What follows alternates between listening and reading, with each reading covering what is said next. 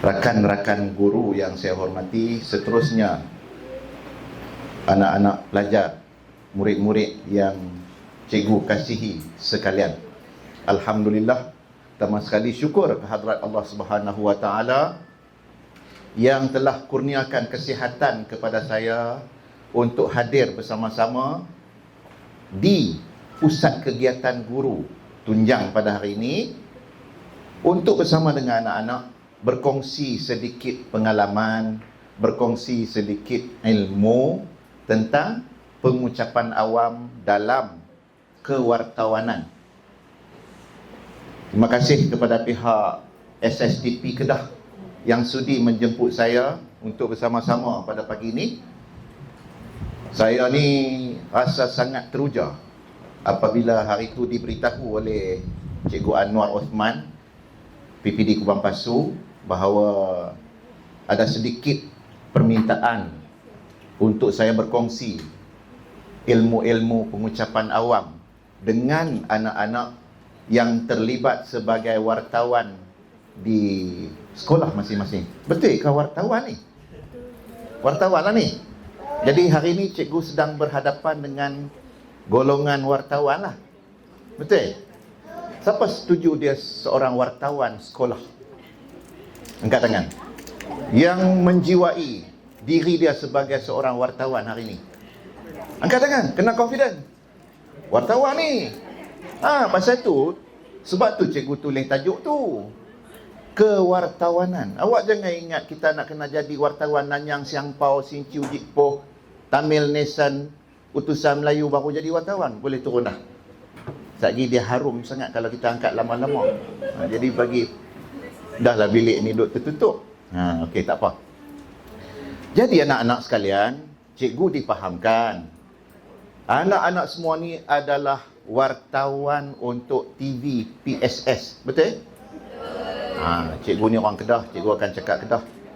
Jangan haraplah kata cikgu akan cakap bahasa baku nah. Cikgu orang Kedah, jadi cikgu akan cakap bahasa Kedah lah dengan awak. Baik.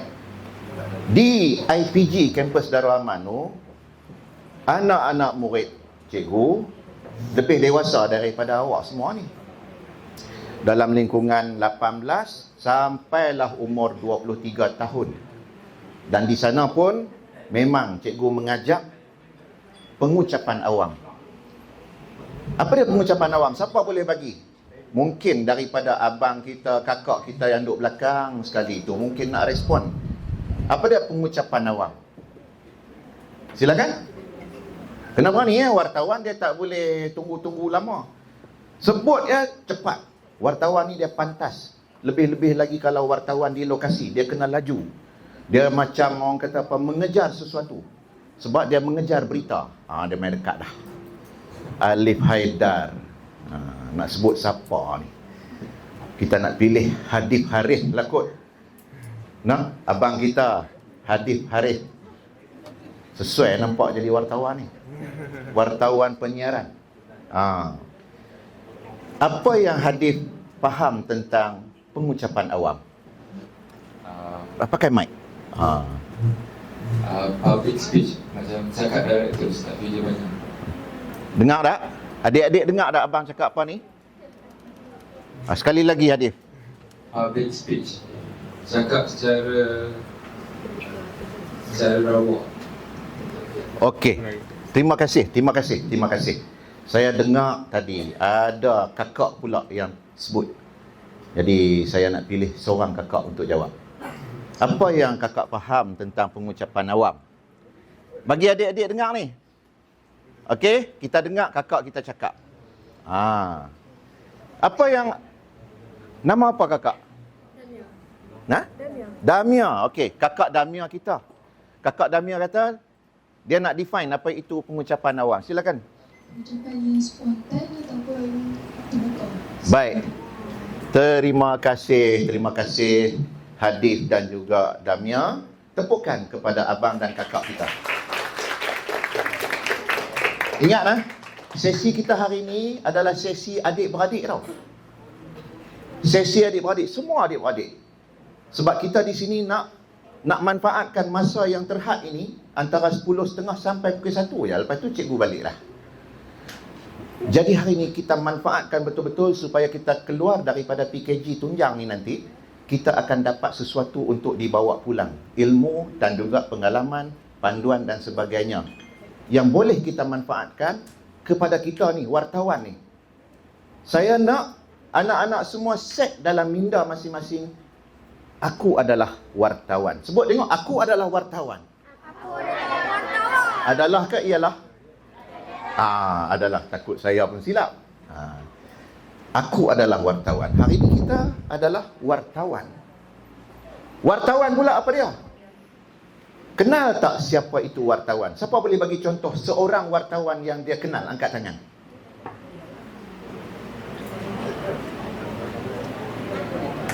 Apa ni?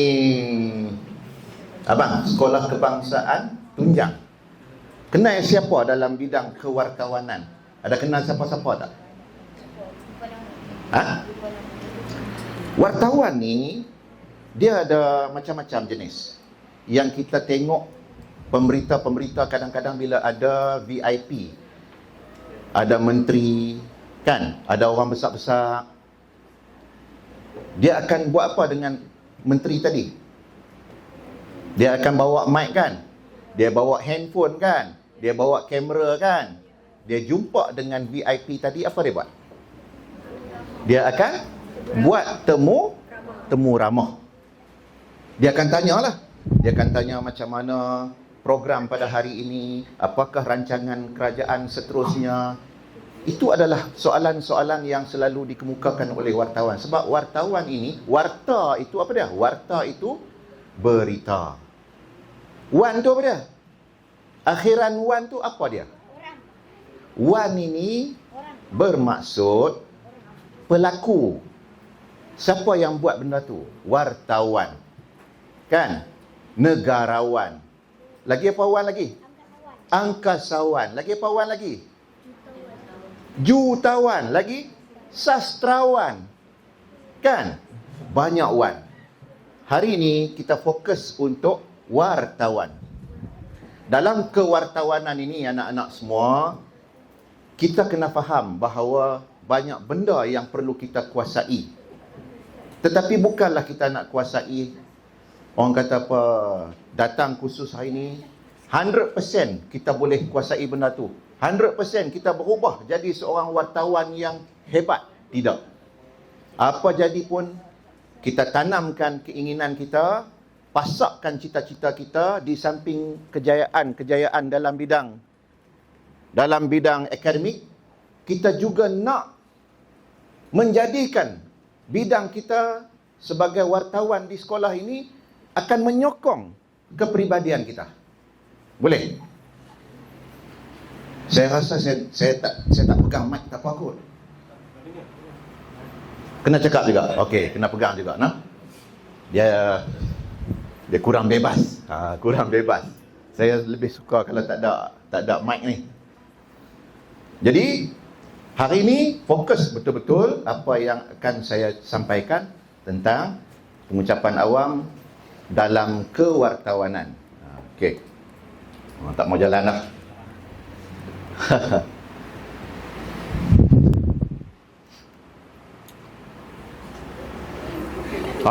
Awak nak kena merkat dia baru dia keluar. Ini gambaran apa? Apa yang anak-anak nampak? Gambaran orang takut. Adakah anak-anak macam tu juga? Siapa sini berani? Angkat tangan. Siapa sini takut? Takut. Macam manalah saya sanggup untuk jadi wartawan ni? Kan? Kita tak payah nak pergi ke lokasi peperangan pun, kan? Bayangkan wartawan-wartawan yang ada di Palestin, kan? Peluru bersimpang siur atas kepala. Silap-silap nyawa pun melayang. Tetapi ketakutan yang saya nak bagi tahu ini adalah ketakutan terhadap pengucapan awam. Jadi apabila anak-anak kata berani tadi ni, alhamdulillah, pada saya itu satu rahmat yang besar. apabila hari ini anak-anak yang ada di hadapan saya adalah anak-anak yang berani. Mengikut kajian di Amerika Syarikat, tahu Amerika Syarikat? Amerika Syarikat ni nama lain dia apa dia? USA. Bukan nasi goreng USA. Yang ni USA, United States of America. Mengikut kajian di USA, ketakutan yang paling utama, kan, ialah ketakutan untuk bercakap di khalayak ramai. Anak-anak semua, walaupun anak-anak kata saya wartawan, saya bukan nak pergi bercakap depan ramai. Cakap depan ramai lah tu. Apabila anak-anak bercakap depan kamera, macam sekarang ni, kamera sedang fokus kepada saya. Kan? Saya sedang bercakap di khalayak ramai kerana apabila video ini dipublish, disiarkan, ramai tak orang tengok? Siapa sini ada YouTube? Angkat tangan. Dia ada YouTube, akaun YouTube. Tak ada channel pun tak apa, tapi ada YouTube lah. Dia ada share video dia dalam YouTube. Bagus. Satu perkembangan yang baik. Siapa sini ada TikTok? Angkat tangan. Kecil-kecil pun ada TikTok. Angkat tangan. Bagus. Sebenarnya kalau kita boleh memanfaatkan, terima kasih bang, memanfaatkan media-media sosial, sama ada TikTok, Facebook, Instagram, ataupun tadi apa? YouTube kan. Itu adalah satu peluang untuk anak-anak melatih diri untuk bercakap di khalayak ramai.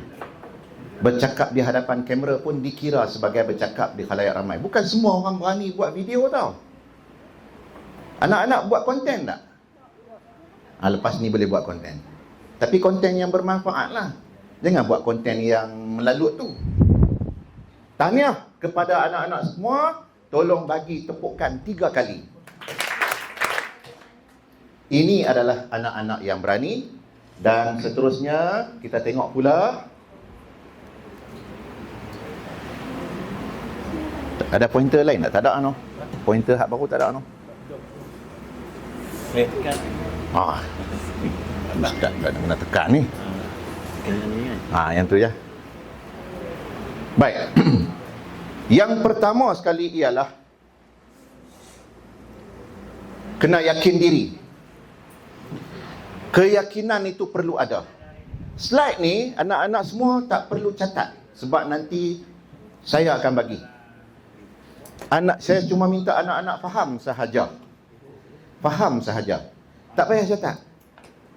Hari ini memang tak payah catat, asalkan faham. Sebab sekiranya kita faham, insya-Allah dalam tempoh 24 jam auto kita boleh ingat. Dengan syarat kita perhati dan dengar betul-betul apa yang saya sampaikan. Yang pertama, sejarah tempatan, sejarah makam Tunku Anum misalnya yang ada dekat sini. Kan, orang Tunjang tahu kot Tunku Anum. Orang Padang Sera tahu kot. Okey, kita jemput seorang tokoh. Jadi anak-anak sebagai wartawan akan menemu bual tokoh tersebut. Anak-anak kena baca dulu tahu sejarah di tempat tu supaya kita ada idea dan kita ada feel. Ingat, apabila kita nak jalankan tugas kita sebagai seorang wartawan, kita kena ada feel dalam ni. Feel ni maksudnya kita punya penghayatan. Kita nak soal orang pun, kita nak tanya orang, dalam hati kita kena ada dah perasaan. Kalau kita tak tahu langsung sejarah makam Tunku Anum tu, siapa Tunku Anum, tetapi tiba-tiba kita nak buat temu bual kepada tokoh tadi, dia tak sampai. Apabila orang menonton, dia tak boleh nampak perasaan itu. Jadi anak-anak perlu baca dulu sejarah dia, kena faham dulu sejarah dia, baru kita boleh buat tugasan tersebut. Sebab itu saya tulis kuasai topik tugasan kita. Kalaulah sekolah anak-anak dilawati oleh sekolah lain. Pernah tak sekolah dia dilawati oleh sekolah lain? Ada kan? Ada tak anak-anak ditugaskan untuk menemu bual cikgu daripada sekolah lain tersebut? Ada tak? Ada kan? Best tak job tu? Kita kata job tau, job. Tu job kita. Bila dapat job tu, kita kena enjoy, kita kena nikmati. Bila kita dapat job tersebut, buat homework. Istilah dia buat homework. Buat apa? Homework. Homework ni maksudnya kita buat carian dulu. Sekolah itu dari mana? Kita tahu dulu. Walaupun kita nak menyoal, tetapi kita kena tahu dulu. Supaya kita ada apa? Ada feel. Ada apa? Feel. Bukan FL lah. Feel. Feel. F-E-E-L. Kena ada perasaan. Baru ada jiwa. Baru ada jiwa. Kan? Kalau kita sebagai wartawan perlu hafal ke tidak? Tak perlu hafal. Apa yang kita boleh guna? Yang ni yang saya sebut sebagai speaking point. Ada orang guna istilah talking point. Speaking point ataupun talking point ini kita boleh tulis di kertas kecil. Ada orang guna saiz A4, ada orang guna kertas kecil, kad kecil, berkeping-keping. Pernah tengok tak macam Nabil mengacarakan rancangan meletup? Kan? Ataupun pengacara-pengacara dalam program-program TV, dia ada kad kecil. Nampak tak? Itu kita panggil cue card. C-U-E-C-A-R-D, cue card, kad panduan. Cue tu maksudnya panduan. Macam kita main snooker, main biliar apa semua kan? Dia ada cue ball. Okey. Yang ni cue card. Bila kita nak bercakap, kita tak perlu menghafal pun. Anak-anak tak perlu pun menghafal. Sebab kita bukan nak bertanding. Kita nak menyampaikan, nak menyoal, nak memberitakan apa yang akan berlaku. So cue card ataupun speaking point ataupun talking point tadi akan berfungsi sebagai panduan kepada kita. Kita tengok supaya kita on track, supaya kita tidak lari menyimpang daripada tujuan kita. Hari itu kita nak menyoal tentang tetamu kita yang datang misalnya dari Thailand. Sekolah di Thailand datang melawat ke sekolah kita. Tetamu tersebut hadir untuk melawat kawasan sekolah kita, melihat tentang apa yang ada di sekolah kita, dan kita berfungsi sebagai wartawan ataupun moderator. Kita ada kamera TV kita semua kan, akan dirakam. Masa itulah kita akan guna cue card tadi supaya kita boleh menyoal benda-benda yang tepat, yang patut, yang wajar, yang memberi manfaat untuk kita simpan dalam rekod kita. Tak perlu lama pun benda tu, sikit je. Sebab kita bukan nak membelek dia betul-betul. Cue card ini ataupun speaking point ni, kita nak kena tulis panjang-panjang ke? Tak payah. Kita tulis point saja, nama pun point. Point tu untuk kita faham. Bukan awak minta mak buat, ayah buat. Bukan, tak boleh. Kita kena buat sendiri. Anak-anak kena buat sendiri speaking point ataupun talking point ni tadi. Susah tak nak buat? Tak susah. Contoh, katalah kita nak temu ramah seorang apa abang? Razik dari SMKJ. Kita nak temu ramah siapa? Razik cadangkan? Sejarawan. Tokoh sejarah. Okey, Razik. Apa yang agaknya yang kita nak soal kepada tokoh tersebut? Asal usul. Contoh, tempat. Okey. Katakan di SMKJ, Sekolah Menengah Kebangsaan Jitra, sejarah Sekolah Menengah Kebangsaan Jitra itu bermula bila? Contoh. Ni kiranya SMKJ melawat ke tempat lain lah. Razik ni pelajar ataupun murid di sekolah lain nak menemu ramah tokoh sejarawan yang tahu tentang sejarah SMK Jitra. So kita ready. Kita kena baca dahulu tentang SMK Jitra tu. Walaupun kita akan bertanya. Sebab apa? Kita nak ambil feel tadi. Kita buatlah. Kita buat note sikit. Dan kita akan bertanya soalan-soalan yang memberi manfaat. Sebab kita akan siar. Kita wartawan penyiaran. Anak-anak ni semua akan jadi wartawan penyiaran. Sebab apa? Sebab kita berkhidmat untuk TV PSS, channel YouTube untuk TV PSS sekolah kita. Faham tak? So kita kena ada soalan-soalan yang boleh kita kemukakan. Soalan pula ada soalan terbuka, ada soalan tertutup. Macam mana soalan tertutup? Siapa boleh bagi soalan tertutup? Contoh. Siapa nak bagi soalan tertutup? Angkat tangan. Satu soalan tertutup, mudah je. Soalan tertutup ni soalan macam mana? Contoh. Saya nak contoh satu.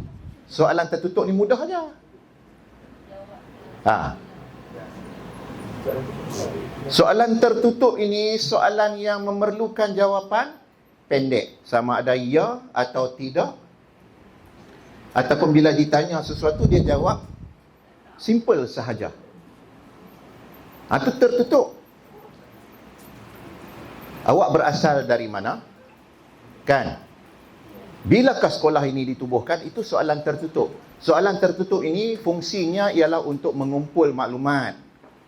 Tetapi kalau kita nak meminta pandangan, kita ingin mengetahui dengan lanjut, banyak benda yang kita nak tahu, kita kena kemukakan soalan terbuka. Macam mana soalan terbuka? Soalan terbuka kita boleh guna bagaimanakah. Kita boleh guna mengapa. Apakah pandangan? Itu contoh-contoh soalan terbuka yang boleh membuatkan orang yang disoal itu bercerita dengan lebih panjang. Kita kalau nak bagi orang cakap banyak, kita kena tanya soalan terbuka. Kita nak membuka ruang perbualan supaya perbualan itu lebih lanjut, lebih cantik, lebih harmoni, kita kena bagi soalan terbuka. Okey. Dan untuk dapatkan keyakinan diri ni juga, tak lain, tak bukan, sebab itulah saya ulang, berlatih. Tak ada cara lain. Anak-anak kena berlatih. Berlatih depan cermin boleh. Berlatih depan kamera lagi bagus. Kan anak-anak ada TikTok? Kan? Baik, macam ni. Kalau dulu orang bagi petua bercakap di hadapan cermin, betul tak? Setuju tak? Cakap depan cermin. Sekarang dengan ada teknologi ni, kita gunalah teknologi. Kita bercakap depan kamera. Kalau tak berani nak rakam untuk TikTok, tak apa. Saya bagi petua macam ni. Ni handphone ni. Handphone. Kawan kita, kakak kita. Dia ada handphone. Handphone ini kita on saja function kamera dia. On kan function kamera. Lepas tu kita rakam diri kita sendiri. Publish tak? Tak publish pun. Takutkah kalau nak rakam? Tak takut kan? Okey, boleh buat. Tetapi sebenarnya anak-anak, perasaan kita lain tau. Apabila kita bercakap tanpa ada kamera dengan ada kamera. Cuba buat. Confirm lain. Walaupun kita tahu kita takkan publish ke mana-mana, kita cuma rakam. Tetapi seolah-olah kita bercakap dengan orang apabila kita onkan kamera ni. Tak percaya, balik cuba. Balik cuba. Itu step yang pertama. Kalau kita dah okey, kita dah selesa dah bercakap di hadapan kamera tetapi tak publish, kita cuba step yang kedua. Cakap depan kamera, publish private. Publish juga, tapi private untuk kita sahaja. Tahu kan function private dekat TikTok tu? Private dulu. Bila kita dah rakam, kita boleh tengok semula. Tengok balik macam mana kita cakap, confident ke tak. Mata kita tengok sana sini ke, mata kita tengok bawah ke, ataupun kita suka garu hidung ke, ataupun kita suka tonyoh-tonyoh pipi ke. Kan? Duk buat macam-macam aksi yang kadang-kadang tidak kita sedar.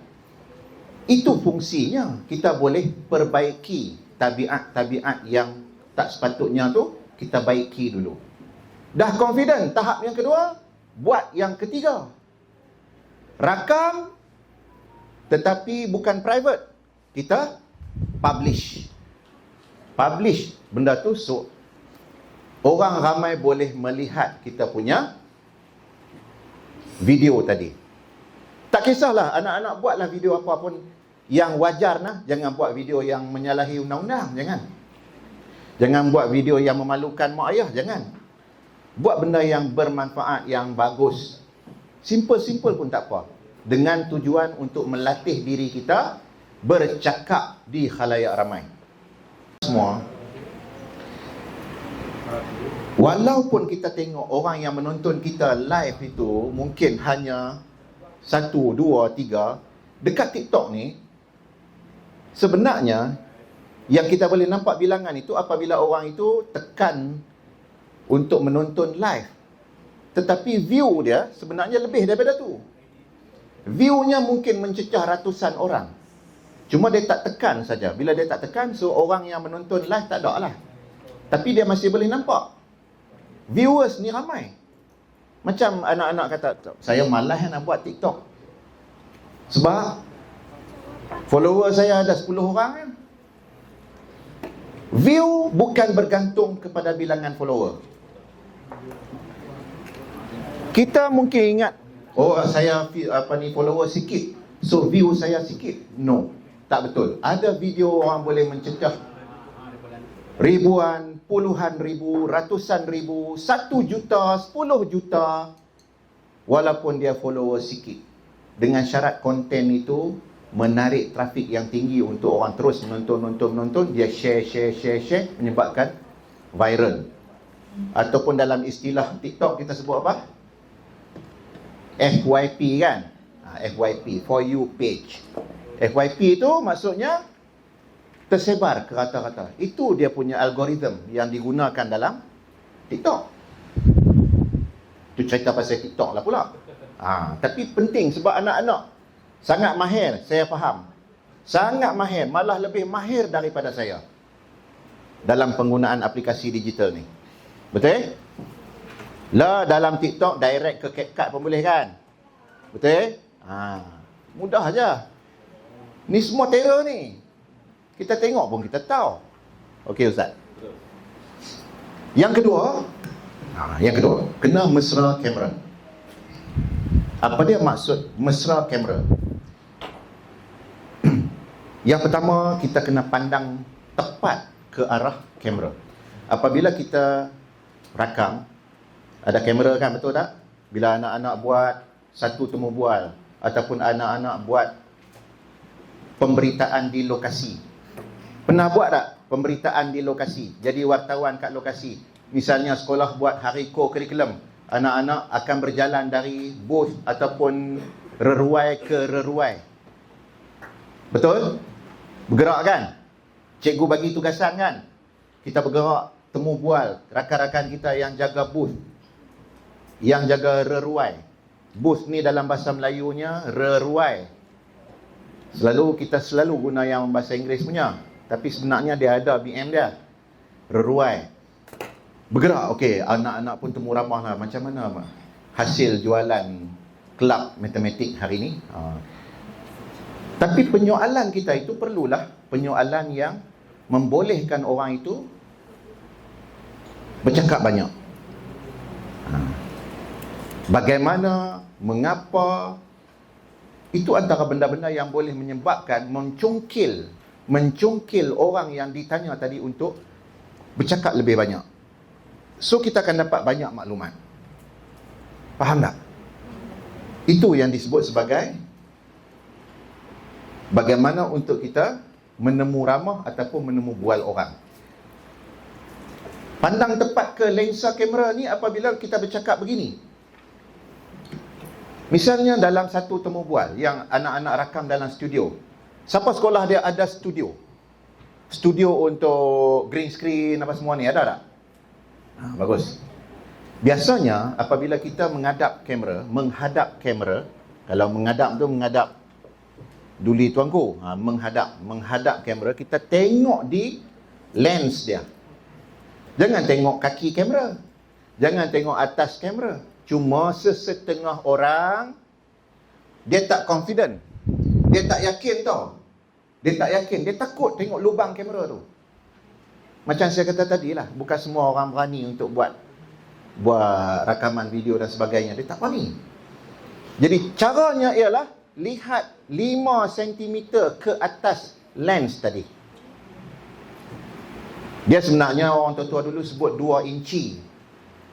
Jadi hari ni anak-anak tak guna dah inci. So saya gunalah 5 cm. Sebenarnya 5.08 cm. Untuk dapatkan 2 inci itu 5.08. Jadi senang cakap 5 cm. Kalau anak-anak takut nak bercakap di hadapan kamera, takut dengan lubang kamera tu, dengan lens tu, tengok 5 cm ke atas. Samalah juga kalau anak-anak tak berani bercakap dengan orang, macam ramai-ramai ni, katalah anak-anak kena bercakap di hadapan ramai, cakap dengan kawan-kawan semua ni, tak berani, takut, tak berani tengok mata dia, kan? Anak-anak tengok, sama konsep dengan kamera tadi, 5 cm ke atas, iaitu tengok di dahi dia. Orang Kedah panggil dahi. Tengok kat dahi dia. Ni. Jangan tengok atas lagi, tengok dekat dahi saja. Orang yang kita lihat begitu, dia akan rasa seolah-olah kita melihat dia. Itu teknik kalau cakap di hadapan. Macam saya suka tengok ni, semua mata yang ada ni saya tengok. Cikgu-cikgu nak, saya suka tengok. Minta maaf cikgu, hari ni saya bercakap banyak dengan anak-anak sebab mereka fokus kan. Tapi tak apa, cikgu pun ada aktiviti untuk cikgu juga. Biasakan mata kita bertemu dengan mata orang yang kita lawan bercakap, walaupun ramai. Ini teknik supaya semua orang dalam dewan ke, dalam bilik ke, dia akan merasai orang yang bercakap itu bercakap dengan dia. Kalau tidak, katalah saya tak berani nak tengok mata anak-anak. Saya duduk tengok dinding, tengok tirai warna merah lah, apa semua, tengok atas. Anak-anak akan merasai saya tak bercakap pun dengan anak-anak. Habis kalau macam dalam dewan kuliah yang ada 1,000 orang, 2,000 orang, macam mana? Saya cakap jugalah untuk panduan. Cikgu-cikgu pun boleh ambil juga ilmu ni.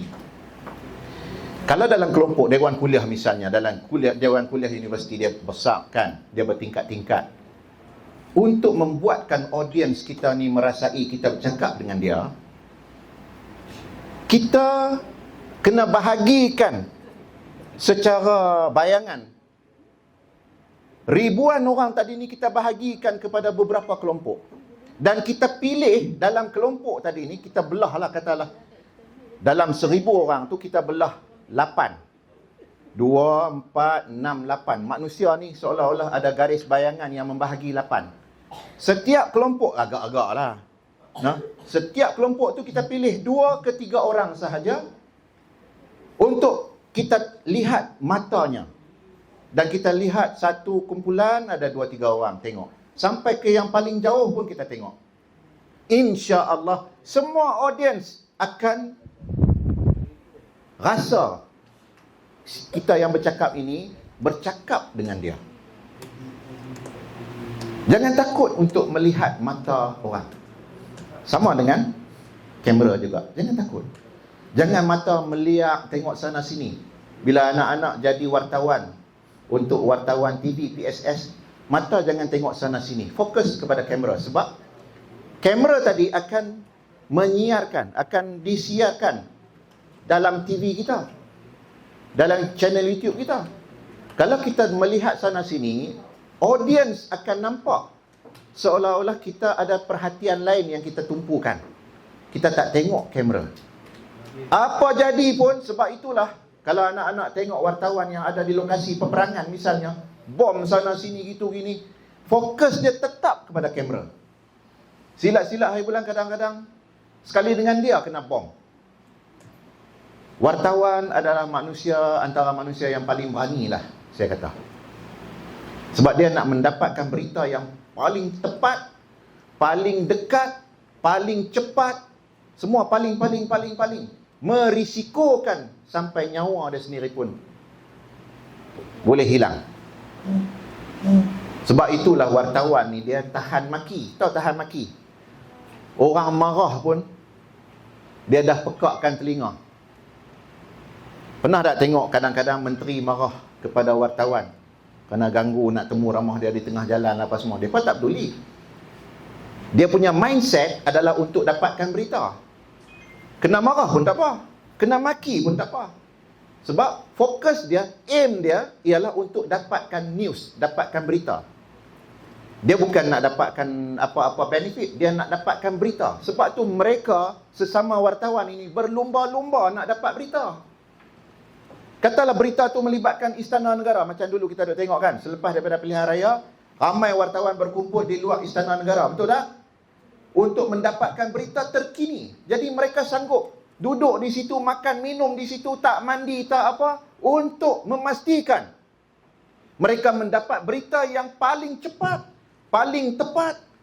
Orang lain pun tak dapat lagi, mereka dapat dah. Itu sifat seorang wartawan. Tapi anak-anak tak payah sampai tahap tu lagi. Kita baru di peringkat sekolah. Tetapi dia punya penjiwaan macam tu lah. Kita nak dapatkan berita tu bagi lengkap, bagi cukup. Kalau cerita tentang hari co-curriculum kita, bila hari co-curriculum tu? Siapa golongan sasaran dia? Siapa yang hadir untuk melawat kawasan tu? Siapa yang datang merasmikan? Semua tu kita akan menggunakan teknik apa? Yang anak-anak duk buat karangan tu, duk buat penulisan tu. Apa, siapa, bila, bagaimana, mengapa, di mana. Kan? Itu semua akan menghimpunkan soalan-soalan yang untuk pastikan jawapan kita dapat menceritakan tentang hal-hal yang berlaku. Baik, apabila kita mesra kamera, kita tak takut dengan kamera, kita perlulah mengukir senyuman ikhlas. Senyum. Susah tak nak senyum? Senang je. Cuba senyum tengok. Senyum. Senyum yang paling manis. Semua orang senyum. 1, 2, 3. Senyum. Tak senyum. Tak senyum. Sekali lagi. Saya tak nampak. Senyum bunyi tak? Ada orang bunyi senyum? 1, 2, 3 senyum. Okey, kalau siapa yang tak erti senyum macam ni, cikgu bagi petua. Siapa yang tak erti senyum? Tak apa. Jangan bimbang, ada petua dia. Cuba tarikkan bibir kita, mulut kita ke kanan. Cuba buat. Tengok contoh. Bagi sengit mulut tu. Tu paling tak erti lah. Kalau tak erti senyum. Kan? Nampak manis tak? Kurang manis lagi sebab senyum tu tak ikhlas. Dia kita perlukan senyuman yang ikhlas. Sebab itu dia kena datang dari hati. Paling cantik senyum nampak gigi. Senyum yang ikhlas ini, senyuman yang diukir semula jadi, matanya akan jadi lebih kecil daripada biasa, pipinya akan terangkat sedikit. Ni pipi ni. Itu senyuman yang ikhlas. Kalau senyuman tak ikhlas, kadang-kadang kita bagi senyuman kat kawan yang kita tak suka kan. Kita buat macam tu kan. Tapi tak suka. Meluat tengok dia tu. Itu tak ikhlas. Tapi petua yang saya bagi tadi tu paling koman lah, no? Tarikkan mulut kita, bibir kita tadi ni. Nampaklah juga senyum sekurang-kurangnya. Jadi untuk melatih senyum ini, perlulah senyum di depan cermin apa semua macam tu lah. Boleh? Kena senyum. Lepas itu, apabila anak-anak duduk dalam studio, ada banyak cahaya, betul tak? Ada banyak lighting kan? lighting itu sila abaikan. Panas ke, macam mana ke. Jangan buat macam ni depan kamera. Silau. Sebenarnya, duduk di pentas, duduk di depan kamera, bukan selesa pun. Kan? Cahaya tu kadang-kadang panas. So, abaikan benda-benda tu. Buat macam biasa, tak ada apa. Abaikan pencahayaan ataupun lighting dan sebagainya tu. Abaikan. Seterusnya. Mesra alatan. Ini nama apa ni benda ni? Mikrofon. Mikrofon ni ada macam-macam jenis anak-anak. Yang ini cordless mikrofon. Mikrofon tanpa wire. Kadang-kadang kita guna yang ada wire. Kan? Kadang-kadang kita guna macam yang ni. Yang ni wireless mikrofon juga. Tujuannya untuk merakam bunyi, okey, merakam bunyi vokal orang yang bercakap sahaja. So dia akan buang benda-benda lain. Nanti bila masuk dalam video, katalah ada orang bertukang kat bawah tu, bum bum bum bum bum, kan? Ataupun siapa sini kentut deras ke apa kan? Oh, bunyi deras hang tu. Tak masuk dalam ni. Dia hanya ambil voice saya sahaja. Kan awak duk tengok orang buat review makanan. Betul tak? Duk tengok tak orang review makan? Tengok tak Syaril Woki-Woki? Kan? Ataupun tengok Era Azira ke? Buat donat merah dia tu. Kan? Ira Azira. Tengok Kak Nap ke? Okey? Cikgu-cikgu mungkin ramai tengok Kak Nap. Baru ni Kak Nap buat festival makanan kat sini kan? Ramailah TikTokers yang pi. Baik. Jadi, semua itu, apabila buat review makanan, tempat restoran kan ramai orang. Betul tak? Kita pi tu bingit kadang-kadang dengan percakapan orang, perbualan orang ambil makanan atau sebagainya. Jadi dengan adanya mikrofon ini akan reduce, akan dia tapis habis. Dia gunakan suara orang itu sahaja untuk dimasukkan ke dalam video. Jadi suara-suara lain itu tak masuklah. Itu tujuan dia. Kita gunakan mikrofon tersebut. Pastikan apabila kita nak guna mikrofon itu, katalah dia perlu diklip di baju kita ke apakah, pastikan kemas, kita lekatkan tu.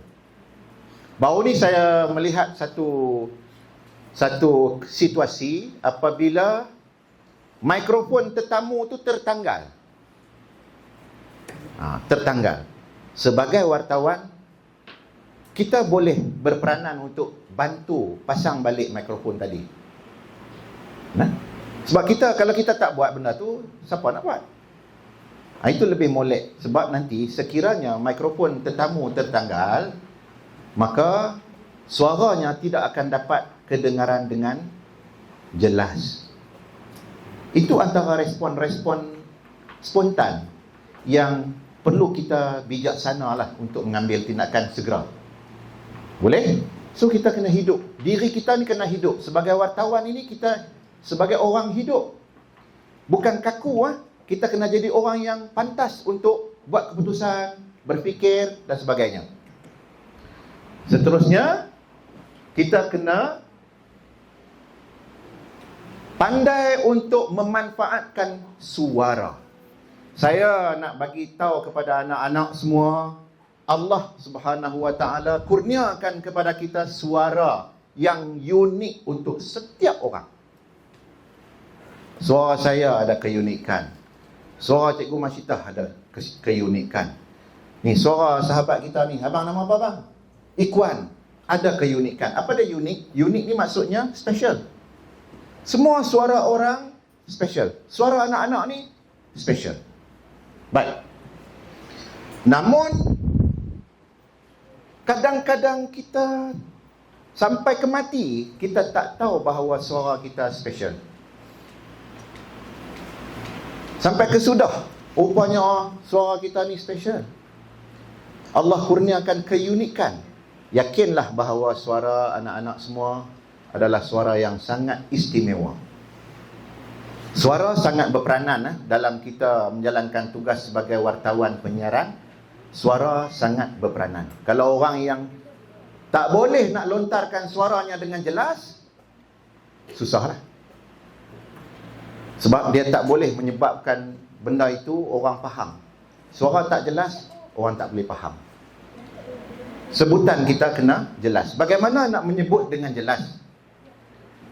Sebut dengan jelas ini maknanya macam saya sebut ustaz. Sebut ustaz. Kita jangan sebut ustaz.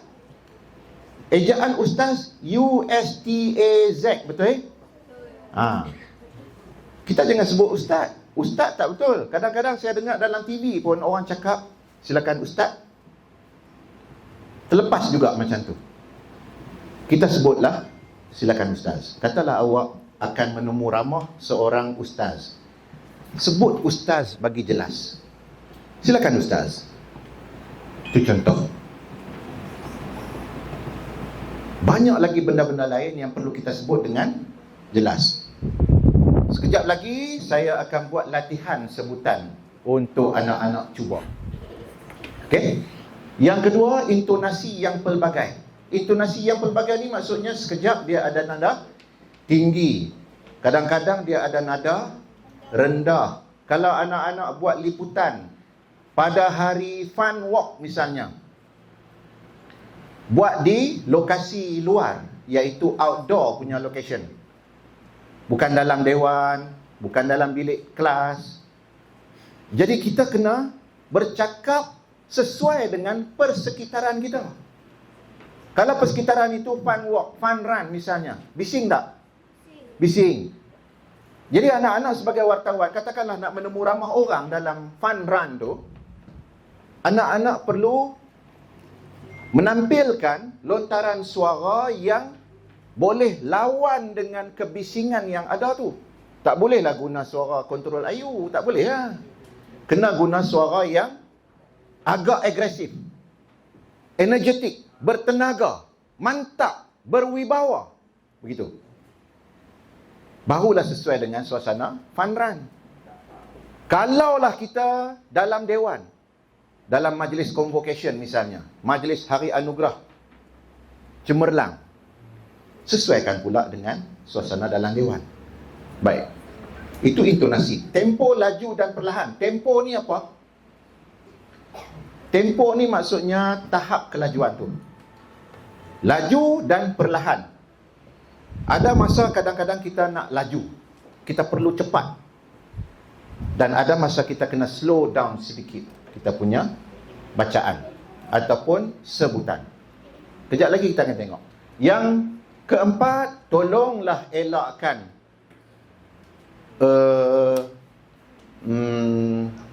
esok kita nak pergi ke mana?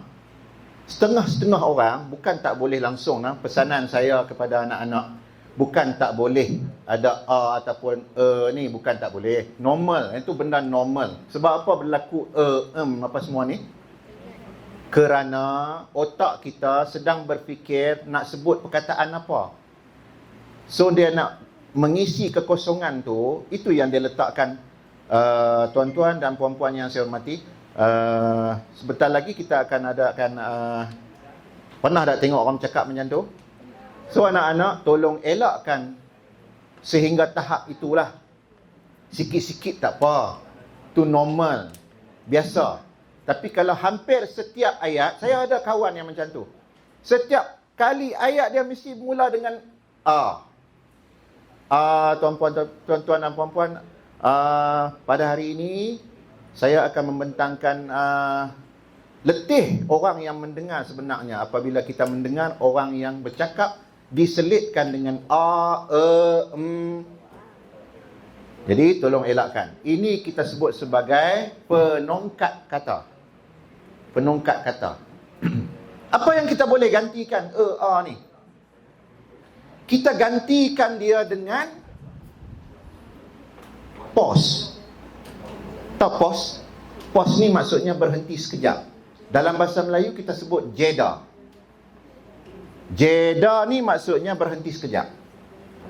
Pause pun berhenti sekejap. Kita tak payah masukkan apa semua ni, sebaliknya kita senyap. Senyap itu boleh memberi peluang kepada audiens ataupun pendengar ataupun penonton kita memproses maklumat yang kita bagi awal tadi. Dia danlah fikir, simpan apa semua, dia nak faham. Itu manfaatnya. Itu tujuan kita letakkan pause ataupun berhenti sekejap. Baik, seterusnya Ustaz. Tolong ambillah pesanan ini. Percayalah pesanan ini. Masa ni saya pergi melawat Angkasa Puri RTM di KL. Masa tu saya tingkatan 5. Pergilah melawat di sini, tengok macam mana orang buat drama radio. Tengok macam mana DJ duduk dalam konti menyampaikan berita, menyampaikan apa. Tugasnya masa tu disebut juru hebah. Lah ni ya, orang sebut DJ ataupun orang sebut penyampai radio. Dulu-dulu kita sebut juru hebah. Apa yang saya pegang daripada tahun 1990 sampailah sekarang ini, inilah. Saya tak ingat nama hamba Allah ni. Saya cuma tahu dia seorang juru hebah. Dia kata, sebenarnya yang sedap bukannya suara seseorang itu, tetapi bagaimana seseorang itu mengalunkan suaranya. Boleh faham tak agak-agak? Cikgu boleh faham tak? Cikgu Nur Haizi. Faham maksud kawan ni kata apa ni? No? Maksudnya dia nak kata, kan kita selalu kata, "Ui, sedap sungguh suara dia. Suara saya tak sedap, jadi saya tak boleh jadi wartawan. Wartawan penyiaran nak cakap dalam video ni tak boleh." Ada tak anak-anak terdetik macam tu dalam hati? Saya segan lah sebab suara saya tak sedap. Siapa yang ada rasa macam tu? Tolong remove perasaan tu. Berapa tahun dah ni? Tahun 90 sampai sekarang. Sudah berusia 33 tahun dah benda ni. Saya ambil contoh macam ni. Siapa pandai main gitar? Di rumah dia ada gitar. Ataupun di rumah dia ada piano. Di rumah dia ada seruling, recorder. Recorder ramai ada. Kalau kita tiup recorder tu tanpa ada melodi, tanpa ada alunan, bunyi macam mana? Sedap tak? Silat-silat orang perambat kita kan, pasal bunyi tak sedap. Tiba-tiba kita bagi kepada seorang kawan kita yang pandai meniup recorder, dengan ada irama, kita suruh dia buat lagu apa? Lagu Ewa Bulai. Okey. Dia pun buatlah lagu Ewa Bulai dengan recorder. Sedap tak dengar? Sedap kan? Alunan muzik, alat muzik, kalau kita contohlah gendang. Okey nah? Suami, dengar suami, saya sebut suami. Okey. Ni gendang lah. Cikgu sebut suami tadi, saya pun telinga dia cepat. Okey, gendang lah. Okey, cikgu buat gendang ni. Sedap tak? Tak sedap kan? Tapi kalau diiramakan, sedap tak? Kan? Kan? Contohlah. Cikgu buat nah.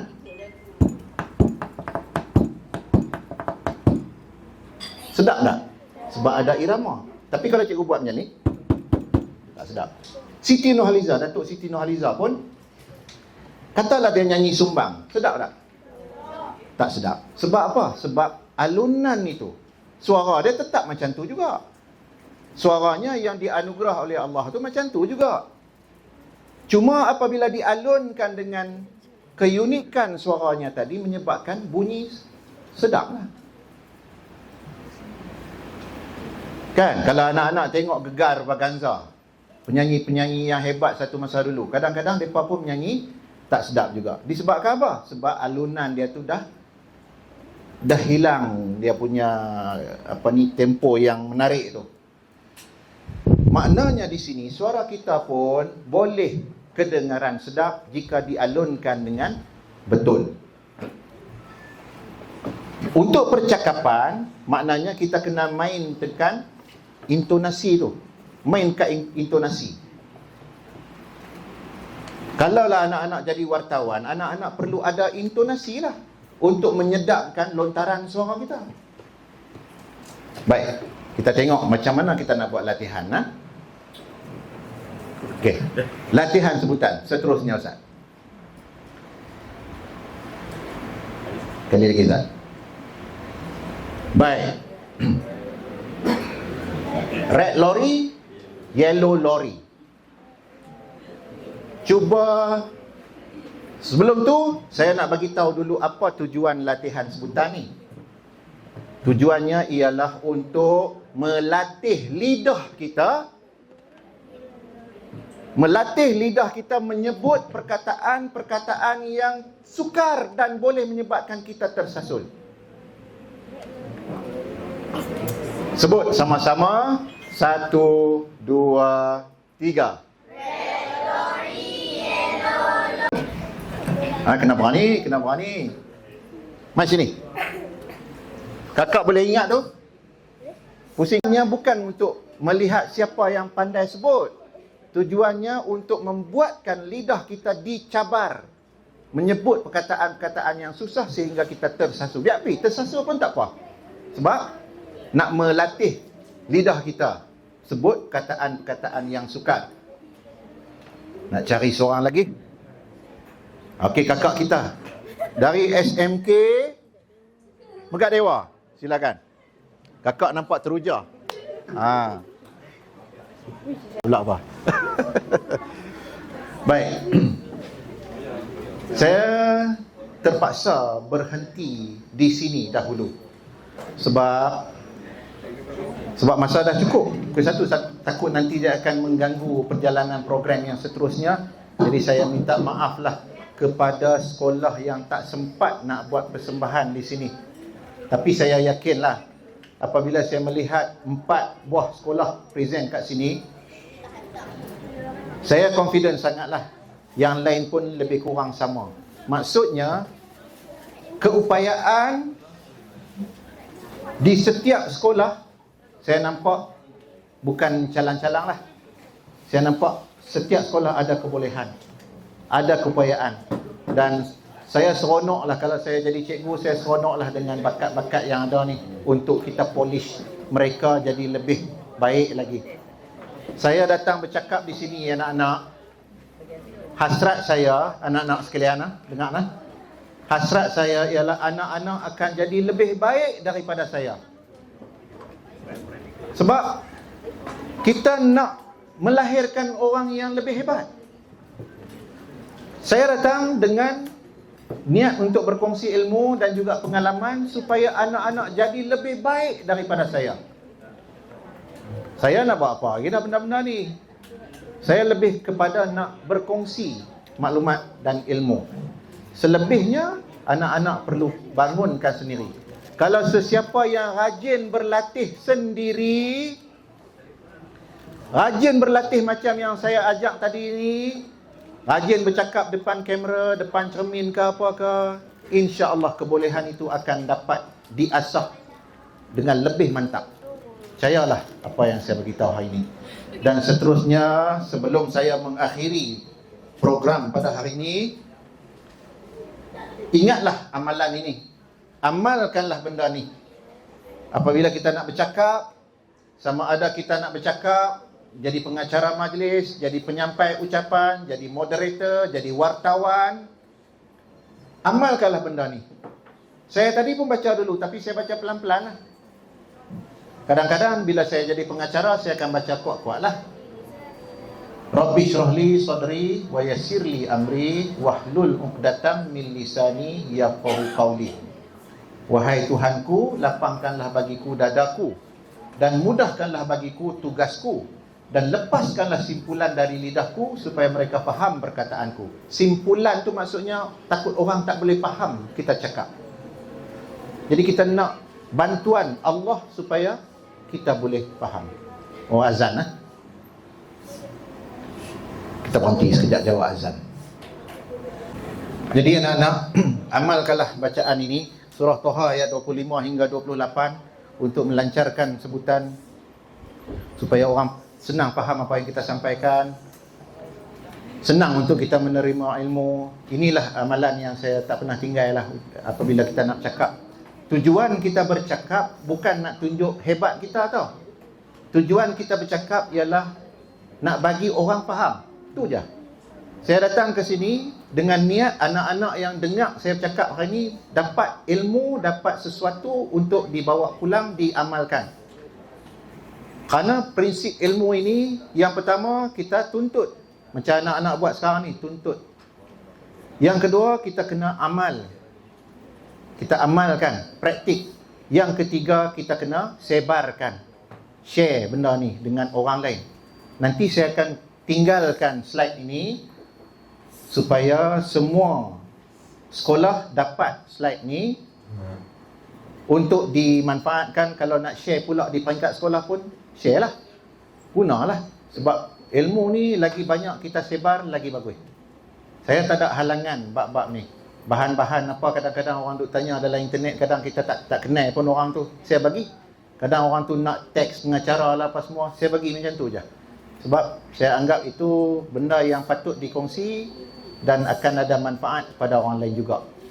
Dia anak-anak, saya mohon maaf, cikgu-cikgu sekalian, saya mohon maaf atas sebarang kekurangan, kelemahan dan sebagainya. Dan saya mengharapkan sangatlah agar manfaat dapat diperolehlah untuk anak-anak yang datang pada hari ini sebagai seorang wartawan penyiaran untuk TV PSS. Saya difahamkan ada yang baru kemarin baru dipilih dan sebagainya. Tak apa. Itu menunjukkan komitmen daripada pihak sekolah. Anak-anak yang terpilih ini patut rasa sangat beruntung. Kerana bukan semua orang yang cikgu pilih. Anak-anak sahaja dalam ramai orang tu, dan ratus-ratus orang tu anak-anak ni yang terpilih untuk jadi wartawan. Ingat, benda ini walaupun kita kata berada di luar PDP dan sebagainya, tetapi insya-Allah sangat besar impaknya kepada diri anak-anak sekalian. Percayalah cakap saya. Sebab saya dah hidup dah lebih setengah abad dah. Anak-anak baru nak hidup 10, 11 tahun, baru 15 tahun, baru 17 tahun hidup.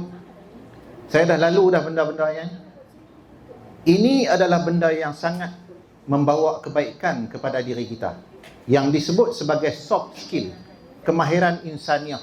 Nanti bila anak-anak masuk universiti, keluar dari IPT mana-mana pun, semua orang boleh dapat ijazah, semua orang boleh dapat diploma, semua orang boleh dapat paper qualification.